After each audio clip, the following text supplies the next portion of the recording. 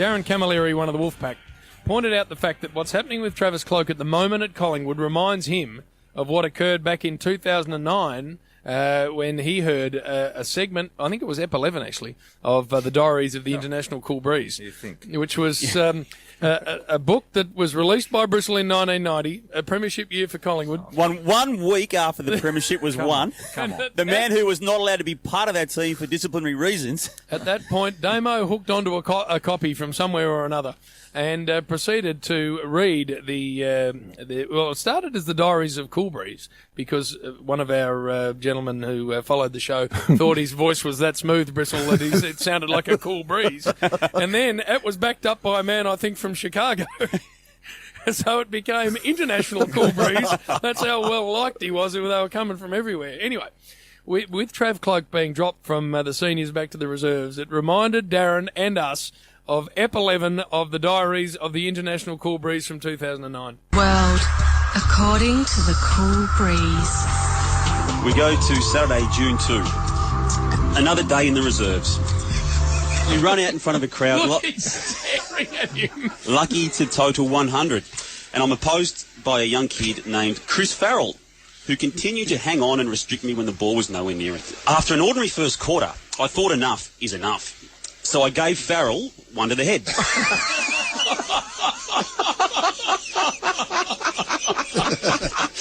He backed off, but just minutes later, field umpire Holt reported me for abusive language, prompting coach Michael Taylor to take me from the ground goalless and twice reported.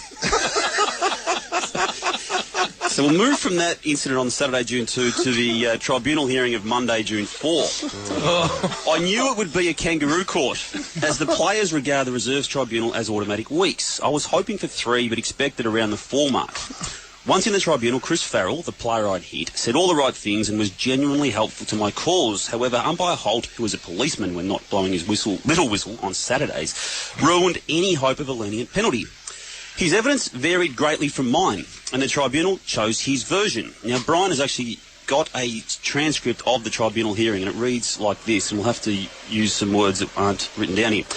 Umpire Holt said Taylor had flown for a mark and brought the ball down. It had not been paid because it had been touched. And this is a quote. He said it was a bleeping mark. I marked the bleeping thing. And then he pelted the ball at me, said umpire Holt. Umpire Holt said he had told Taylor to settle down.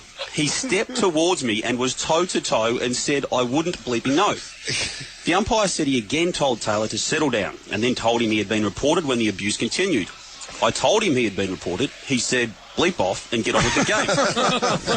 I said I wanted his number, but player Taylor said if I wanted his bleeping number, I could go around and bleeping get it, said umpire Holt. Regarding the second charge of abusive language, umpire Holt said Taylor had continued shouting at him when he went back to restart the game. He was about 3 or 4 metres away and was yelling, bounce the bleeping ball and make sure you stay out of my way, umpire Holt said. Taylor was then reported for a second time, but in the evidence denied using the abusive word 10 or 12 times, claiming he had used it only on 3 occasions. Taylor told the tribunal, and this is a quote, I don't know what the umpire said, but either I'm dumb or I've got a bad memory, but how anyone can remember all those bleepings has got me bleeped. Now, for those children reading this, please ignore the bad language and promise never to repeat it, either on or off the field. There is no need to swear, and there are far better ways to express yourself. As for the tribunal, I got 5 weeks and left the hearing disillusioned with football's world of justice. Oh, there we are. It was a comprehensive tome. Umpire Holt. Umpire Holt. I've never run into him since, but yeah, I don't know. I don't have any recollection of that. Yes, you do. Yes, you do. You wrote about it, BT. Now, Warren, you were saying you had something else. What is it? Well, further to that, there has Be been very a package careful here, Warrior. left for us on the Saturday Rub at To the do with Triple that. M studios. It hasn't been addressed to you, BT. Your name was the one name not on the package. And it's fair to say it's a dossier of incidents, events, maybe newspaper cuttings from a certain period of Brian Taylor's career, Yeah, both don't know. AFL, VFL, VFA. If this is the part of the diary that got left out, and you've got your hands on it, there's going to be big trouble here. Trying to work out what it is.